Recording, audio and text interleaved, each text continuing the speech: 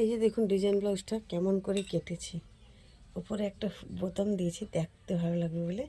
আর নিচটা দেখুন এই যে ফুলটা করে বসিয়ে এই লাটকানটা নিচেটার এরকম দিয়েছি, কেননা এই লাটকানটা দেখেছেন কত সুন্দর লাগছে দেখতে। ও পেছনের ডিজাইনটা দেখুন, গ্লাস হাতা, ব্রা কাটিং ব্লাউজ, গ্লাস হাতা।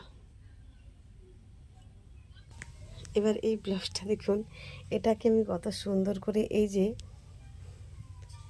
এবার বুঝতে পারছেন কেন জানি না, এইভাবে প্রজাপতির মতো করেছি, এইভাবে করেছি, ডিজাইনটা এইভাবে দিয়েছি যাতে দেখতে ভালো লাগবে। এবং এই শাড়িটা খুব সুন্দর,